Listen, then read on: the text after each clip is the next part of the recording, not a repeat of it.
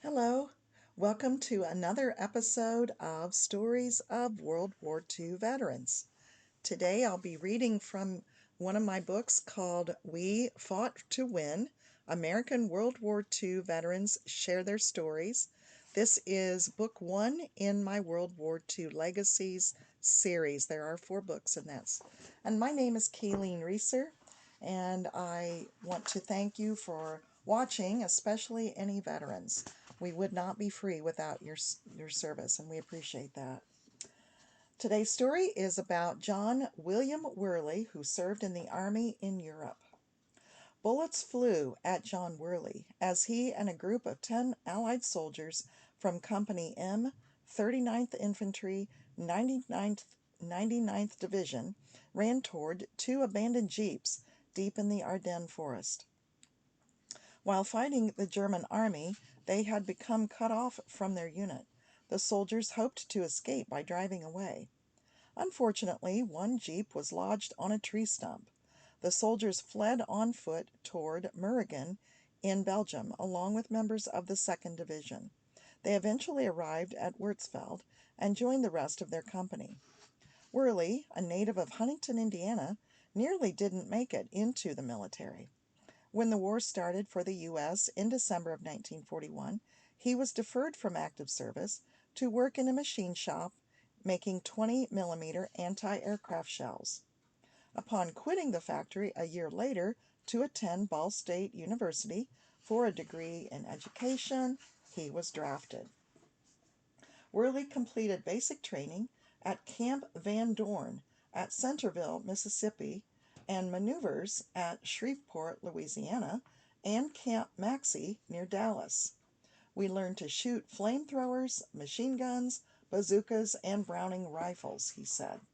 After Worley and thousands of other troops left Boston Harbor for Scotland in September of 1944, they crossed the English Channel to Le Havre, France, riding trucks to Würzfeld.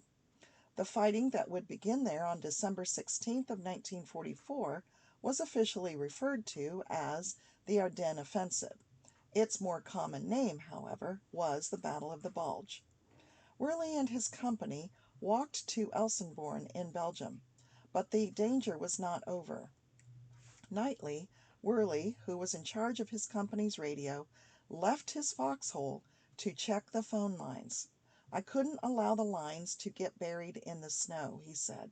At night, someone in our camp was always on the phone describing our status to HQ. Once, when Worley felt a bullet whiz by his right ear, he fell in the snow as though struck. When an Allied soldier called out, asking if he was okay, Worley assured him he was. He then ran to the safety of his foxhole, while his friend returned fire for his cover. Bitter temperatures of 20 below and snowfalls of 4 feet made fighting even more of a challenge as soldiers struggled to avoid frostbite.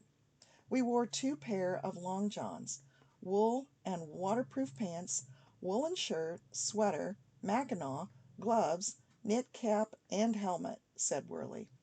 Despite frigid cold and fighting in unknown territory, the 15,000 Allied soldiers in Worley's division were intent on conquering the Germans. We were scared, but knew what we had to do, he said. By February of 1945, the German army was defeated, but occasional bouts continued. Worley's division crossed the Ludendorff Bridge, otherwise known as the Bridge at Remagen, on March 10th. 2 days later, during a gunfight, he was struck by a piece of shrapnel. It was his 23rd birthday. Worley recovered, and during the next several months he helped to liberate thousands of Russian and Polish prisoners at Mühldorf and Moosburg work camps.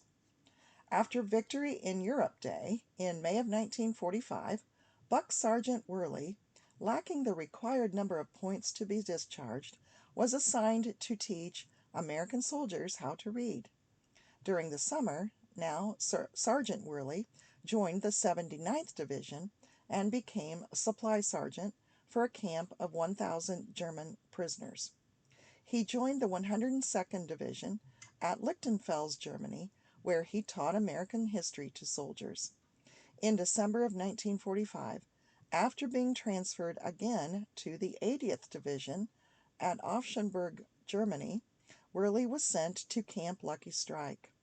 This disembarkment camp at Le Havre, France, was for soldiers awaiting return to America. On February 3, 1946, Worley was discharged at Camp Atterbury in Indiana. After the war, Worley earned multiple degrees in education, teaching industrial arts at high schools in Northeast Indiana for 34 years. He then changed careers to become a director of Boy Scouts.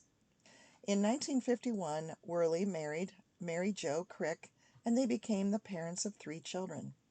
In 1992, Worley's son, who was in the Air Force, and 2 grandsons accompanied him to Europe for the 50th anniversary of America's involvement in World War II. "We were all scared at different times," said Worley, "but I was glad to serve because I had good training." And here's a picture of John Worley, who we've been reading about. Thanks for listening to me read a story from We Fought to Win. American World War II veterans share their stories. I'm Kayleen Reeser. Please subscribe to this channel so that you'll get a new story each week and tell others to subscribe. Thanks for listening, and I'll see you next week.